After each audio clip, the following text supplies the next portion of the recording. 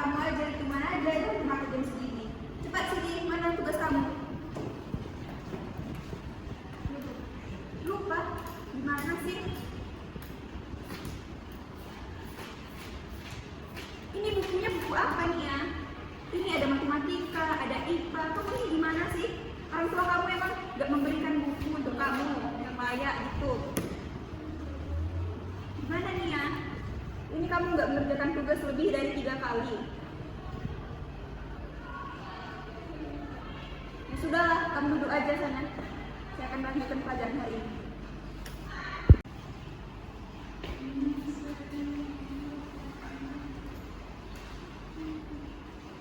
Oke, kita akan melanjutkan materi kita mengenai bineka tunggal ika. Bineka tunggal ika ini berbeda-beda tetapi tetap satu. Oke, benar.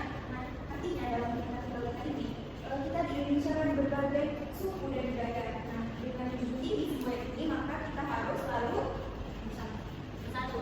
Betul. Nah, jika kita tidak bersatu, maka apa yang akan terjadi? Maka kita akan terpecah belah. Betul. Nah, jika kita terpecah belah, maka bagaimana Indonesia ini? Nah, dengan menerapkan sebuah yang bineka tunggal ika ini, maka kita harus juga menerapkan nilai persatuan yang artinya kita harus selalu bersatu agar kita dapat bekerja sama dengan baik. Nah, bekerja sama yang baik ini kan contohnya kita membentuk sebuah kelompok. Dalam sebuah kelompok ini kita harus bisa saling bekerja sama. Nanti akan saya bentuk beberapa kelompok dan kalian itu tidak boleh pilih-pilih teman. Jadi saya menentukan kelompoknya. Nah, kita lanjutkan materinya yaitu ada yang tahu kenapa kita harus bersatu dalam negara ini? Ada yang tahu? Ada yang bisa menjawab? Silahkan di tangan.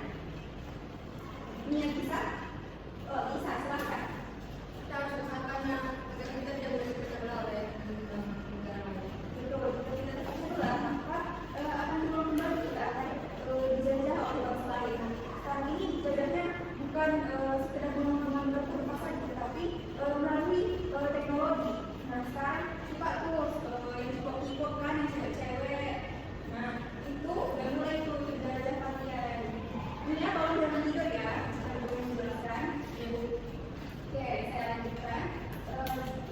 Jika kalian ingin Indonesia ini selalu bersatu, maka kalian harus selalu menjunjung sebuah yang kita yaitu bineka tunggal ika dan menerapkan nilai sila Pancasila. Yang pertama yaitu ketuhanan yang esa.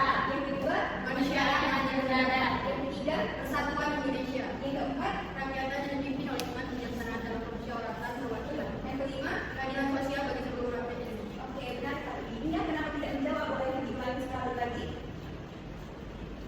Kamu hafal nggak? Aduh, gimana sih? Karena kita harus menjadi generasi emas penerus bangsa ini. Tapi kamu tidak hafal Pancasila. Oke, bagus sekali. Permisi ya, Bu. Permisi, mau kemana? Mau kamar mandi. Oke, 5 menit saya tunggu ya. Tolong jangan bercerita ya.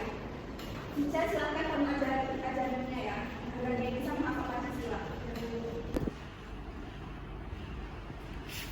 Lisa kemana ya? Udah jam segini kok belum balik dari kamar mandi juga? Ke kantin dulu.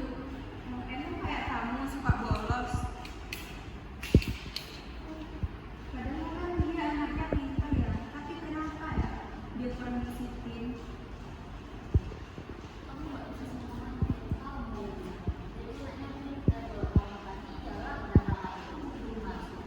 Aku nggak disiplin dalam melakukan sama-sama bisa.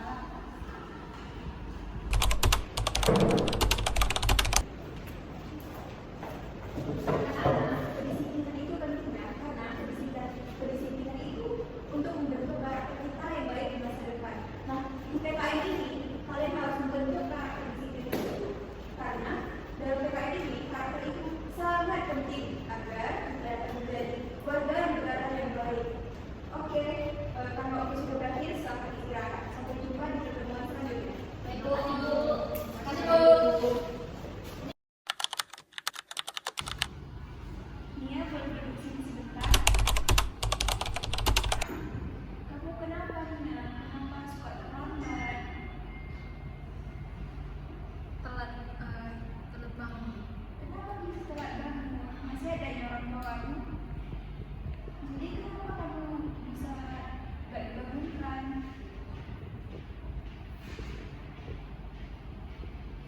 Kamu ada masalah apa? Ayo cerita sama ibu. Nggak ada. Serius? Gak apa-apa loh, silakan cerita ke ibu kalau misalnya ada masalah. Karena ini mengganggu pembelajaran kamu juga. Kamu biasanya diantar sama siapa nih ya? Sendiri. Sendiri. Besok bisa nggak kalau orang tua kamu datang untuk menjumpai ibu?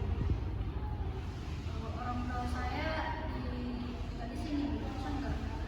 Ya bisa.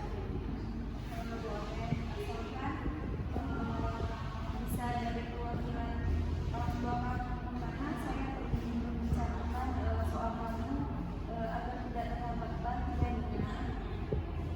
Ini sifatnya tolong sampaikan kepada ibu kamu ya. Jangan lupa tugasnya dikerjakan juga. Kalau misalnya ada apa-apa, silakan hubungi saya atau minta tolong sama teman kamu ya. Ya ini untuk bisa ya kalau disampaikan pada kamu. Terima kasih. Silakan.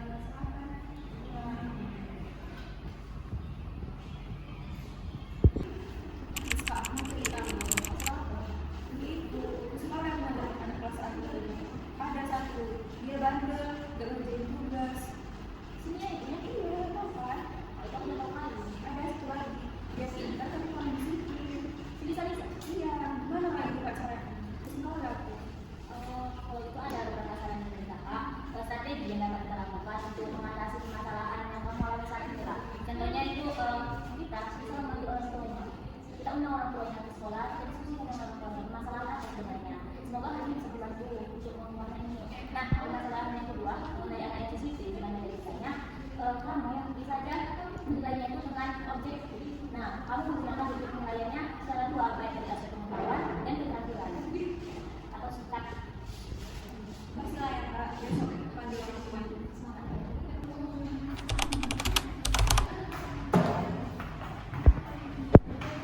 Iya bu, saya nggak bisa.